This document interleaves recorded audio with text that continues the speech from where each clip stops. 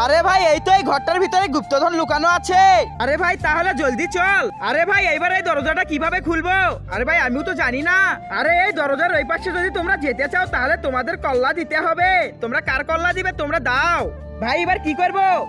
আরে ভাই আমি দিতে পারবো না। আরে ভাই আমি তো দিবই না। এবার একটা গেম খেলি। আক্কার বাক্কার বাম্বে বউ 80-90 পুরে যা সু মিলেগা তাগা চন্ডি কালকে ভাগা ভাগা। আরে ভাই না এটা তো চিটিং হয়ে গেল। আরে এই তো নাও তুমি একে খাও আর আমাদের দরজাটা খুলে দাও। আরে ভাই এখানে তো সোনা আর সোনা, এবার তো আমরা কোটিপতি হয়ে যাব।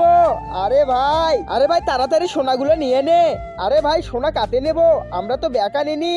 আরে কি বলিস? আরে তুই তাহলে এখানে থাক, আমি একটা ব্যাগ নিয়ে আসি।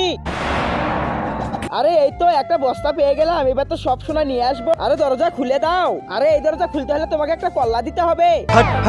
আরে ভাই এইদিকে একটু আসো। আরে ভাই তোমাকে কই নিয়ে যাচ্ছ?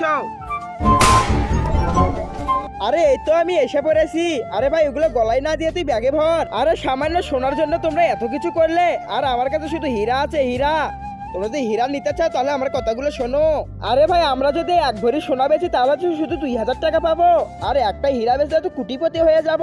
আরে ভাই ঠিক বলেছিস। বন্ধুরা তোমরা তো মেয়েদের ডান্স ভিডিওতে লাইক সাবস্ক্রাইব করো। আজকে দেখি প্রাণপ্রিয় মায়ের জন্য কে কে লাইক সাবস্ক্রাইব করে। যারা মায়ের ভিডিও ভালোবাসো না তারা লাইক সাবস্ক্রাইব থেকে দূরে থাকো।